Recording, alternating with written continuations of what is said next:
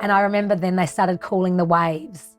And as soon as they called my wave, I burst into tears. I was like, can't believe I'm doing this. Oh my God. Like, can I do this? Oh my Lord. Hi, I'm Liptak and I've been a fitness trainer now for over 15 years. Over this time, I've been privy to witness so many ordinary people achieve so many wonderful things. Through this podcast and a documentary I co-produced, I'm Not a Runner, I want to share these stories to show everyone that anything is possible if you have the belief and the motivation.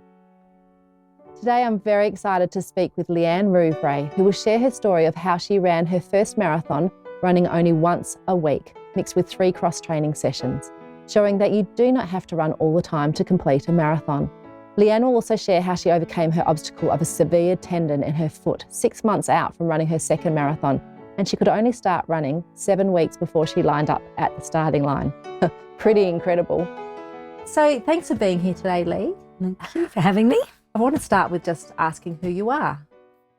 Hey, well, my name's Lee Rouvray and I am 49, giving away my secrets. And I've got 3 children and a husband and live a pretty normal life. No travelling at the moment, but love travelling normally. Exercise regularly, live near the beach, so love just running along the beach or doing some exercise, morning sessions along the coast. Pretty lucky, really. Beautiful. So have you been exercising for a while? I guess we're here today to talk about a few of the running things you've done in the past. Yeah. But how did you start exercising? Has it been a part of your life always? Yeah. I've always loved being active. Always was probably a busy kid. Like even when we were younger, it wasn't organised exercise, but you'd run around and play chasey or ride your bikes. And as I got older, I did like running, and I'd sometimes go for swims, I'd go for a run, I'd ride to work sometimes. So I was always really active, but not in a competitive way or for anybody else. And I didn't exercise with other people because most of my friends probably weren't into exercise so much. So in 2011, I think, I started training with you, and that was the first time I'd done any organised exercise.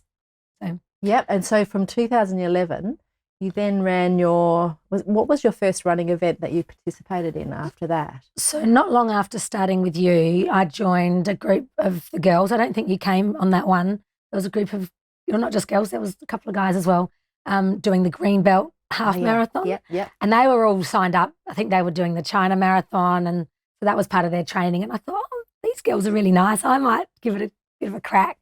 And so I got up earlier, which I found so nerve-wracking in the beginning, was just getting up early and feeling like somebody was watching what I was doing, which was quite nerve-wracking until I realised that no one really cared what I was doing. No one cares. No one cares. And so the Greenbelt, just take me back on that. Is that 21K? 21K half marathon. And so had you run anything before then, or did you just wake up that morning? Yeah, no, I had done a half marathon before, but without not a lot of training. My husband had signed up for, I think it was the Adelaide marathon, half marathon, and he was injured, and I thought, you know what, I might go do that. But I was breastfeeding and I hadn't been running at all, so I really did just potter along, like really slowly, and walked when I needed to, and it was just like a good, I can do that. And did you enjoy that? Yeah, I did. I really enjoyed it. So that's why I thought, these girls, I could go and run with them. Anyway, they were faster than me.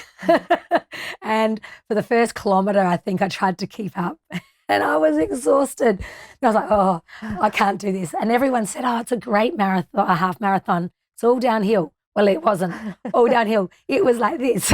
I was exhausted after about 2 kilometres. So then I just settled in and just ran my own pace and actually did quite well. So that was probably, I don't know, maybe 3 months after I'd started training with you. Yeah.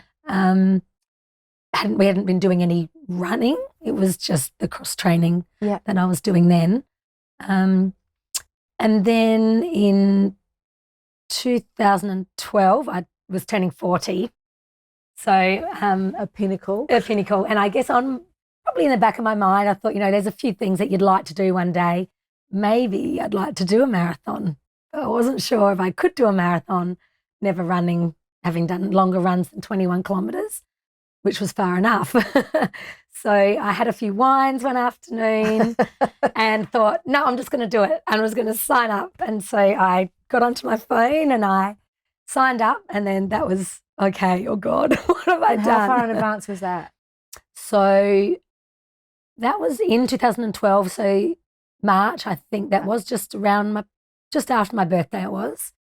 And the run is in October in Melbourne. Yeah. Okay. So you had about 6 months? 6 months-ish, yeah. Great. So I remember on the Monday morning going to training with you. I can remember this too. And I was doing 3 sessions with you a week and the odd run, but I wasn't doing a lot of running. Yeah. And I was like, right, I've signed up for a marathon. And you were like, righto. Great. But nobody else signed up for that one because I think a lot of your team were doing the China marathon. And that was in March, April. So yeah, not long after. Around that time, yeah. So you got the bug. So, yeah, so I thought like nobody else was signing up with me. Yes. And that was okay with me. I think was something I just wanted to do for myself. I didn't need anybody else. Yeah. But then a few people along the road signed up for the half marathon. So I ended up with support in Melbourne, but not doing the same run, but still having people at the end, at the finish line, cheering me on. Yeah, so, fantastic. So I just want to concentrate firstly on the training, the lead up before we go into the marathon, because I do want to hear about that. But with your training, what I thought was interesting as your trainer is that you really entrusted yourself to do 3 sessions a week. And what we do is cross-training sessions a week. And you did 1 run on the weekend. Yeah. So tell me about that training and why you chose that. So I think there was a couple of reasons. One was I didn't know whether I could do this. I didn't know whether I could do a marathon. I was feeling the fitness of doing 3 sessions with you, like a Monday, a Wednesday and a Friday morning. I felt really good. Yeah. I felt strong. I felt fitter than I'd felt before, but because I was mixing it up so much, my whole body felt good, not just my legs but I think part of the reason for not wanting to overrun was one, my husband had signed up to do New York the year before, and he and his friends just ran and ran and ran, and they all ended up injured at some point. Like their bodies were not great, and having been a footballer, he probably didn't have a good body to start with. Yeah, but their bodies just couldn't cope with all the training. So one of them was, I don't want to injure myself. I want to feel good. I want to enjoy this. This is a fun thing I'm doing. This is not meant to be a chore. Yeah. So I didn't want it to be a chore on my body. And I also wanted to be able to run afterwards. I didn't want to do so much that then I couldn't just do my normal exercise afterwards, because the 3 times a week training sessions made me feel great, and I didn't want to not have that. So that was probably one reason that I wanted to cross-train. The other was I didn't want to have too higher expectations of myself. I wanted to enjoy. Again, it all comes back to enjoyment. Yeah. I wanted balance in my life and I wanted enjoyment. And if I wasn't enjoying the running, what was the point of doing it? Yeah. So if I was not doing hugely long runs all the time, I enjoyed them. Yeah. I'd go out on a Saturday or a Sunday. It was one of the weekend days. Mind you, I had a 3-year-old. Yep, 3-year-old at the time. So, and a 5-year-old and a 7-year-old. Yeah, so it wasn't like... It was busy. Yeah, it was busy. Yeah. So I didn't have hours and hours just to be running. And when I first started training, I was, okay, I've got an hour, quick, I'm going to do my hour run. And I knew that I had to increase my runs, obviously, in that 6 months. But it started off just being a time thing, what time I could spare, not how far I went in that time. I'm just going to go for a run for an hour. Yeah. Some of the time I didn't even wear a watch. No. I didn't even know how far I'd run. So that did 2 things. One, the expectation that I had of myself was a bit non-existent. Yeah. So it didn't matter how fast I went or what I did, because I didn't care about it enough. And I remember that. So I was never going to disappoint myself. Yeah, that's right. I was never going to disappoint myself. Please, it was always going to be great. Yeah. So on the inside, by the end of the training, I think I didn't voice it to anybody. I don't think I voiced it to you. You had a lot more faith in me than I had in me. I was like really hoping I could do under 4 hours, like, and 4 I knew hours. you could. but I didn't know I could, and I didn't want to voice that No. out loud. No. So part of the reason of not wanting to do crazy amounts of running was just to keep it all in check. Okay? Yeah, and I think that's a really interesting point, because I have been training people now for 15 years, and I often do compare us to running groups that just run all the time. And I'm always surprised at how better off we all are, and often faster, but also stronger and less, and we do have less injury. And I really do put it down to this cross training. Yeah. So it's a really important part, I think, of marathon training. And like you say, you are at less risk of getting injury. You're at less risk of getting bored. You can run with people, but then you can train with people, cross-train. And I think with our cross-training, particularly with my training that we do at His and Her Time, is that we do cardio and we do strength training. So we do that. It's a real mix. It's not just strength, it's cardio too. So I think you get a lot more than what you think. And probably the speed side of things, from having that strength in your legs and even your arms, probably one of the things I found that surprised me when I started to do the longer runs was my core.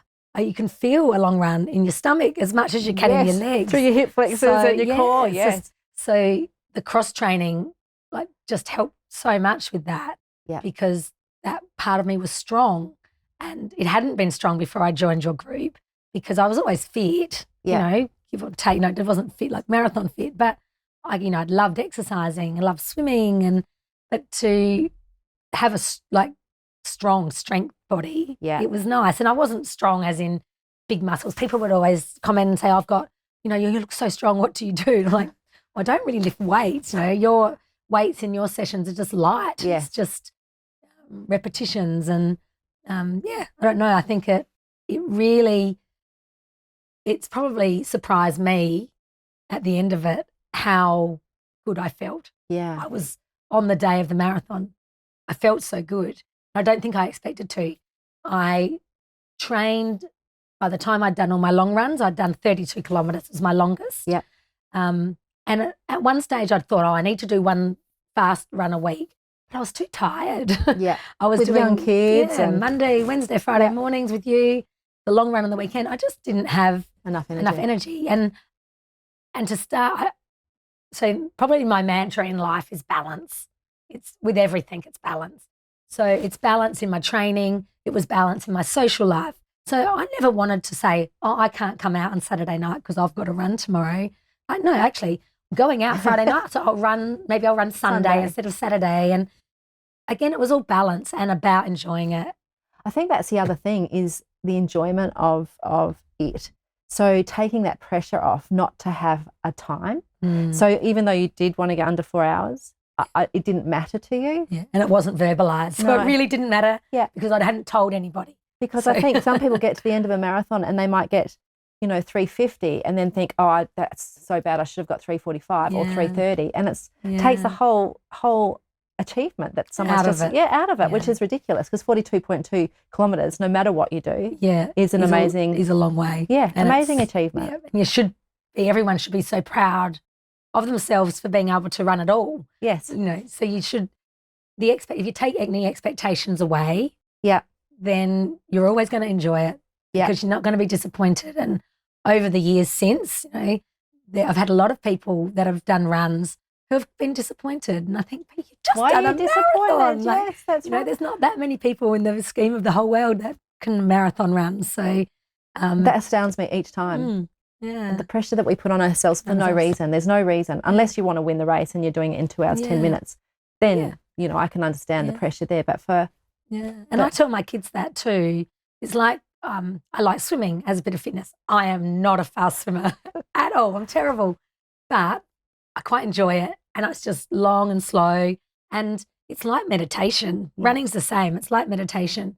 But I think I'm a good swimmer because most of my friends can't swim at all or they don't swim. So it's like, I'm really good at that. That's right. It's appreciating what you can do, right? And it's who you compare yourself to. Yeah. So if you're not comparing yourself to anybody, you're always going to be good. Yeah. And why do we do this comparison? Because it's very unhealthy to compare yourself to someone else when really you can just do it. In all of life, in all of our parts of our world, not just our exercise part of our world. We shouldn't be comparing. We should just be grateful that our bodies can do that. These things. Do anything. Whether it's an hour with you in the morning, I should be grateful that my body can do that. And I really am. So my next marathon after my Melbourne Marathon, that became really apparent. Yeah, so tell me about that. That was, So- what marathon was that? So if we go, finished my Melbourne run. So I Just ran tell us about the Melbourne, run. Yeah. Yes. So I finished my Melbourne run. Tell us about the run. Was it a good run? Yeah, I was super nervous. I still slept quite well, which surprised me the night before. Yeah, that's surprising.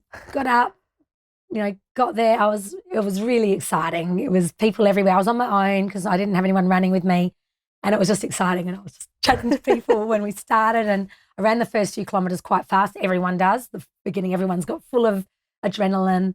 And then I was like, nope, just settle in, slow it down, settle in. And I would, and I've done this before because I've done the City to Bay before.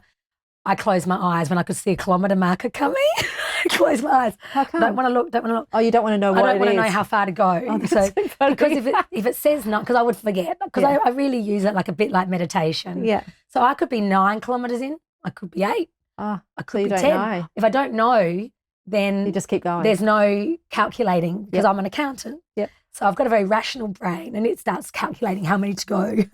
And it's like, I don't want to think about that. So if I just don't look, just keep enjoying it, right? Chat to people as you're running with them or past them. And yeah, so I was running. I would try not to look too much. I wasn't tracking my time. I had either my phone or it must have been my phone. I must have run with my phone because at some point I spoke to somebody, someone rang me. I'm like, chat. Oh, I'm in the middle of my marathon. They're like, oh, we'll let you go. But I was really enjoying myself. It was good. And come towards the end, so halfway mark, you obviously know you're at halfway mark because it's a bit of a bigger deal with all the numbers around. And they have it up, don't they, along the and big Port loop Melbourne there. stations. And Yep.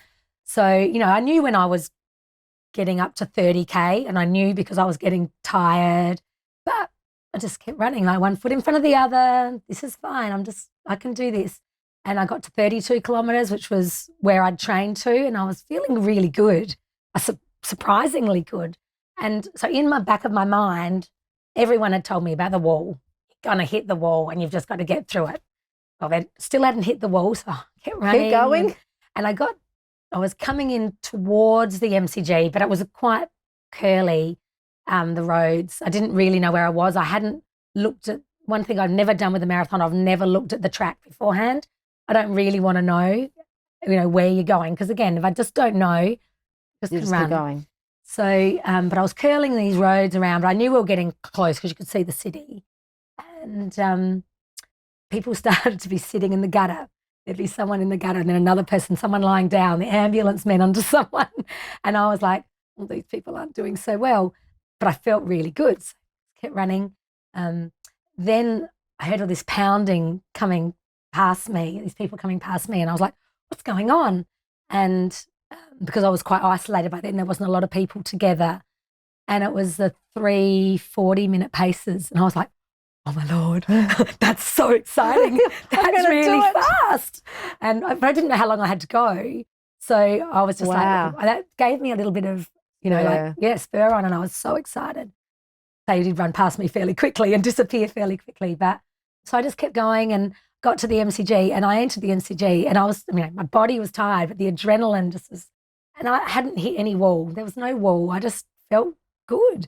So I really sped up. Well, probably was slow by then because you're so tired, but I was just like so excited, and I finished and did 3:45, which was well beyond anything I could have imagined. So, which is a fantastic run. Yeah, and so even more fantastic is that you didn't hit the wall, because you don't have to hit the wall if you don't run too fast. No, so most people run too fast. They hit a wall because they've gone too fast. So you've obviously done the most beautiful race ever. It's a bit like the intuitive running. I just ran to my body, ran to how I felt, and I felt good. So it was really exciting. Which is fantastic. I think, and again, I didn't have high expectations, so I was always going to exceed them. So I was stoked. I was so excited. Which is fantastic. And then you signed up for another one that we did. Not long after. Anna's like, right, who wants to do the New York Marathon? And I was like, a bit like having a baby. And this was 2013, but we signed up in 2012. Yeah. So it's a bit like having a baby. I thought, it's done. It hurt. Like the day after Melbourne, I could hardly walk. My legs were like jelly. Trying to cross the road, I was like a little old lady. But that only lasted a short time. And I was so excited because I was like, I reckon I could do New York. And the most exciting thing was having young children. I was like, we can't take them all to New York. So I reckon like my husband and I can go together. Yes. Yes. So we signed up for New York and I was so excited. Just more about the holiday, I think, than the run at that point. I think then it was okay, don't need to start training yet. You don't want to train too early. Again, keep the expectations just all really reasonable. But because I was really fit after having done Melbourne, I thought if I just keep, doing some longer runs, like maybe 10 kilometres, at least I haven't got a zero base. Yeah. So that was my plan. In the May of 2013, so I think I'd just paid the deposits and we were running with the Jodie Lee Foundation, which was, so it felt really good as well to be running and supporting a charity. And there was a really good group with His and Her Time and Adventure Time in its infancy, I guess. Yes. So we had a really good group and it was exciting. And it was so much fun, wasn't it? All of us together. So fun. Yeah. So, but in the May, I think we were just starting to like, okay, 6 months out, let's ramp it up. And a group of us, a big group from His and Her Time, went and did Tough Mudder up in the Riverland. Yes, that's right. True Grit. True Grit. Yeah, sorry, not it was. Yeah, and there was 50 or 60 of us. That was fun. So it was really fun. Yeah. And I felt really, again, strong because you were doing things that you wouldn't do unless you were like a 4-year-old running around in the sand. In the mud. And it was really fun. And I remember finishing that and feeling great. And I was like, right, marathon training, here we come. Anyway, next day was Mother's Day. That's right. And I had a little mishap in the morning and somehow put my foot through my front door and looked down, shock, and I had a very long piece of glass sticking out the side of my foot. And I was in complete shock, but I pulled it out and I just remember it was very long and it was very deep in my foot. I did a bit of screaming and my husband put me in the car and took me to hospital. And by that stage I'd calmed down and I'm like, okay, need some stitches. It sort of stopped, the blood had stopped being quite so dramatic. And the nurse or the doctor started looking at my foot. I didn't realise what they were doing, but my toes weren't actually moving. So they asked me to push on their fingers forwards and backwards, which I did. It felt okay, but you weren't doing it. I wasn't doing it. Yeah, right. So my toes weren't functioning. And I didn't realise that at the time, but they then sent me straight to the Wakefield Hospital. No, it wasn't the Wakefield Hospital. Calvary, I think it was. And I had a surgeon called in, a plastic surgeon, and I'm laying on a bed. The plastic surgeon comes in, the anaesthetist, great for their Mother's Day. The anaesthetist was a lady. And they looked at me and I said, so I'm doing a marathon in November. I remember the doctor's face was like, oh, I could just see his face. I was like, oh, I don't think so. Not near, no, I am. I'm going to New York. I'm going and I am going to run it. Yeah. And Lee, I do remember this. How awful. So it was awful. So I had an operation, which obviously I didn't know till I woke up. It was quite a lot longer than they anticipated. And I had severed my main sensory nerve in my foot and 2 of my main tendons in my foot, completely just sliced them through. So that was the start of 6 months, which should be marathon training. Yeah. A very long rehabilitation session. So how long up until after that could you then run again? I remember you sort of doing squats and things. I remember you coming to my house though, yes. because bringing me smoothies because yes. for 3 months I wasn't able to weight bear. Yes. Not one piece of weight was allowed to go through my foot. So I didn't have a boot. I couldn't walk. I had crutches and like a special brace. Did you think at that time you were going to run a marathon, or did you give up on the idea at any stage? I never gave up on the idea. In my brain, I was running that marathon, even though I couldn't walk. Even though we were all looking at each other going, everyone was looking like the doctor. I don't think so. I'm like, no, I am doing it. And I never wavered from that. Like I really believed that I was going to do it.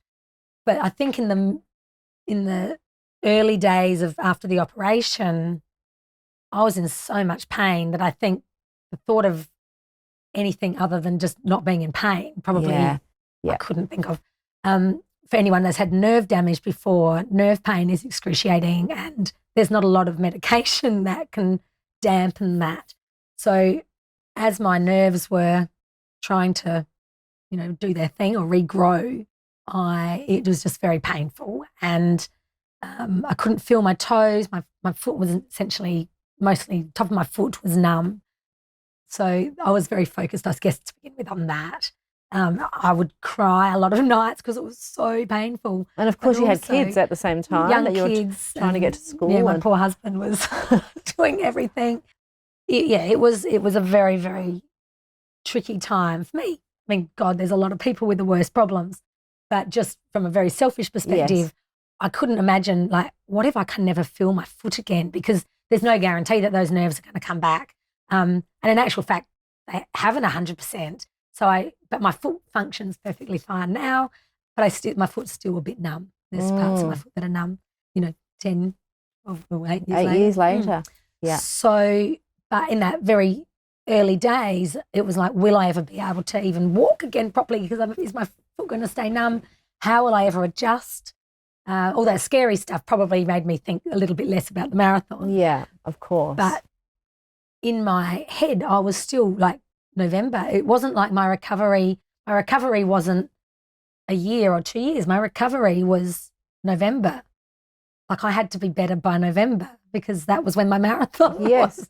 Which, So it's interesting the power of the mind too. Yeah. It was a complete mind over matter, and and I've always tried to be a really positive person. So I just kept, there's people a lot worse off than me. Other people have got it so much worse. Some people can never run, ever. I'll be fine. I'll be fine. And those 3 months of not weight bearing were pretty hard. So that's a good 12 weeks. So that's 3 months. Didn't really leave the house much. Wow. So and after that? So then 3 months to go, basically, I could put a boot on. Yeah. So for the next 4 weeks, I had a boot. And I could walk in the boot, but I wasn't allowed to exercise. I could ride a stationary bike. So I hired a stationary bike. And it was boring. It's like I didn't enjoy that at all.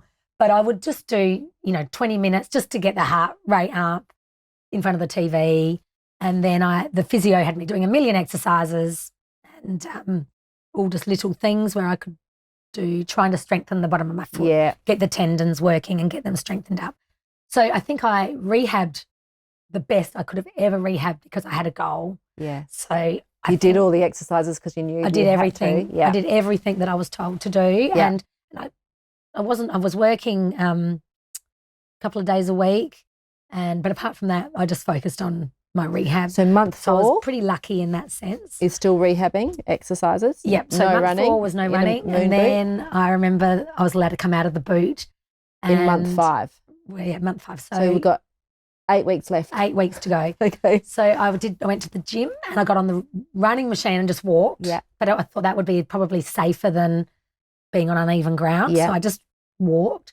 And I remember probably the 3rd time I did that, I got up to a little trot and I went home and I was ecstatic. I was like, I just ran. I ran. So in your head, you're thinking, I can do 42 kilometres. Yeah, well, still a stretch in my head. But I was just so excited that I could run. Yeah. And so very quickly after that, I'm like, right. So I just went around the streets near my house and I did 5 kilometres, just very slowly, more worried about working, will my foot hold out? But it felt good. Yeah. It was still numb, but I could run. I was doing what I needed it to do. So that was 7 weeks out from New York and I had my first jog. And 5 kilometres. So just 5 kilometres. Yeah. So when you do like couch to 5, like this is couch to 42. Yeah. Wow. So, but again, it was just all. And then from there, did you build the runs up? I went to 7, I went to 10, I went to 13.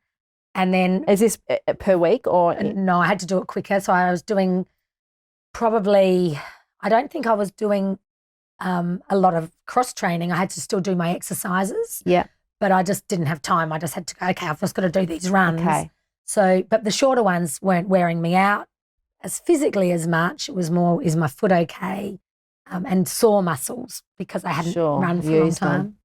But I remember pretty quickly having to go from doing a 10K run to a 20K run.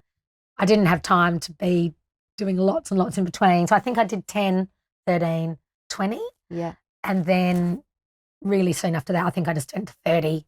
I just didn't have time to. And so you did 20 or 30 and then you were on the stage. Yeah, pretty much. So I was so undertrained, but it was mind over matter. And all I had to do was put one foot in front of the other, really, wasn't it? So I just had to keep going. And I think my mental strength was really strong. My physical strength was. And why do you think your mental strength was? Because a marathon is actually all about trusting your body, and you mustn't have had complete trust. No, but I think from the previous one, I really do believe running is a lot in the mind. I think a lot of belief in yourself. So if I believed I could do it, that was going to take me a fair way. I guess in my head, if I couldn't finish, I could always walk. Yeah. And there was a group of us there or two, and you ended up running with somebody. Yeah, and everyone had different plans and different goals. So some people wanted to do, 3 or 3.5 hour marathon, and some people just wanted to finish. And that didn't matter, did it? It didn't matter in our team. Where Who cared? Yeah. So we got to New York, and I was just so excited to be in New York. I think really that took over from the run. It was all about New York. And I can go shopping, and I can, and I can go walk and have a cocktail. Yeah. So it was really exciting. We got there, and I was just so excited to be there. I was staying with 3 really close friends, and then the bigger group in the whole hotel. So there was people everywhere. We were so lucky. I just felt so lucky to be there. Yeah. I'm so grateful that I had the opportunity to be there. We were fundraising for the Jodie Lee Foundation. And our team raised over 150,000 a lot of year, money. And which was great. And my mother-in-law had bowel cancer, which is what we were raising money for. So it was really easy to put your mind, and I'm pretty lucky. There's a lot of people out there that aren't so lucky. So I think that probably helped as well. So we woke up on the morning of the marathon.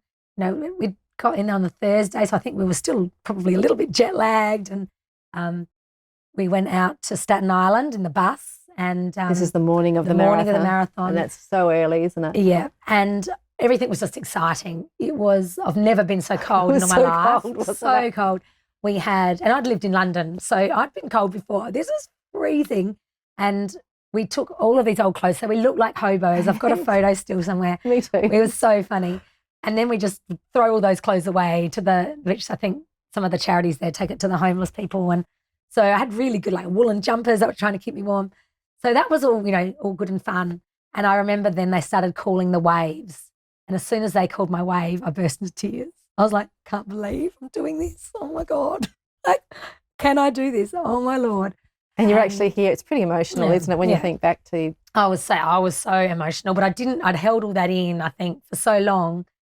And you were actually there after this whole on this way, looking across this big bridge journey that you'd been on. All these people. Anyway, we started, and again, no expectations, right? I just wanted to run. I ran with my girlfriend Jo Lunn, and that ended up being Lee. So we were raising money for the Jodie Lee Foundation, and we were running with a Jo and a Lee. Beautiful. So the whole way along the course, in tutus. Go Jo, go Lee, and your tutu. We had tutus on, but I remember we started to run, and it's slow at the beginning anyway because there's such a big crowd. And then Jo and I we need a photo, quick! We've got photos on the bridge, and then we get over the bridge and more photos. We were so excited, and the crowds were amazing. And I really did, I think, for 20 kilometres, just enjoyed the atmosphere.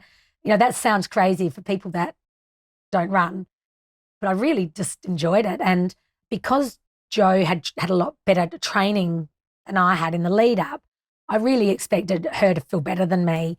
But for whatever reason on the day, she didn't feel great. Later on, that all made sense because she needed a hip operation. Oh, yeah, that's right. She didn't realise it hurt her, but she was just running through it. So on the day, I think she probably struggled as much or if not more than me with her body. So we just ended up running together, which was just beautiful, to share it with somebody because it was just amazing. You really can't explain it. And we'd got over there. Another one of my best friends, another Jo, had been really sick. So she'd had like a flu. And so her lead up was probably worse than mine in the end too. So we were surrounded by people that had issues. And this is the thing, you never know what's going to happen on the day of a marathon, and you can't tell. So you've got to take all that pressure off and just go with how your body feels. Just enjoy it, because if your body can do that, I think I turned it all from, I've got to do a run to I get to go for a run. Yeah. Like I'm so privileged to get to be able to run. And I think that's it, isn't it? Changing that story in your head. Just the letter from got to get to. Yeah. It's like really can. powerful. Yeah, I can do it. And it doesn't matter if I have to walk even. I remember crossing the big bridge onto Manhattan at, I don't even know how many kilometres that is in. It's over halfway through, well over halfway, maybe at 30 kilometres. Yeah, it's about 30. Oh, yeah, that's the big bridge. And big bridge. And Jo had a watch and she's going, we are running. That was an 8-minute kilometre. I said, no, it wasn't. I've never run an 8-minute kilometre. I'm like, I think it was an 8.5-minute kilometre. Well, it doesn't matter, does it? Because you're enjoying it so much and you were there. Yeah, and it didn't matter. And I didn't actually believe it anyway. So I really was way ahead of myself. And that's great not wearing a watch too, I think, sometimes. It's just taking that. And I think prior to having the injury, when I was like getting excited about going to New York, having done a marathon before, I now had an expectation, which I found quite daunting, because having done 3:45 in Melbourne, in my head, I needed to do that again. So the injury took all that away. Yeah. So again, I was running a marathon with no expectation of myself. And so what was your time in New York? 4:21. And this is my point to so many people. You can train and train, and there's really only so much better that you can get. So it doesn't really make. Yeah. I mean that training is so different from what you had from Melbourne to what you did in New York, and it's half an hour difference. And there were people that were on our trip with us who had really good training, and towards the end, I ran past them because they got cramp. Yeah. And so you never know, do you? Yeah, no, you never know. And again, I think it was mind over matter, but also we didn't force ourselves. We just ran within ourselves. We ran intuitively. So we listened to our bodies, and, we had, I guess, Jo and I both stayed together, which wasn't our plan, but it was like, let's just do the first half and then we'll just see how we feel. Yeah. And then I expected her to be able to run faster, but her injury kept her back with me. And I don't think either of us would have changed it for the world, because we were so happy to finish together. And it's so nice to run with someone. They've been some of my best runs too, is running with someone. And I think the other thing that you've really brought up is that if you don't give it a go, you never have your answer. So even if you fail, there is no fail, because you tried and then you got your answer. Yeah. So it's wonderful. And in my brain, like, the only people that fail are the ones that don't try or do it. They're not there. Yeah. So it didn't matter, And I remember after we finished, and again, it was freezing at the finish, but I've just never been so proud of myself. And, I'd had children. I was pretty proud of them, and proud of myself for birthing a baby. But this was something really, like, I felt like I'd used a lot of mental strength to get there.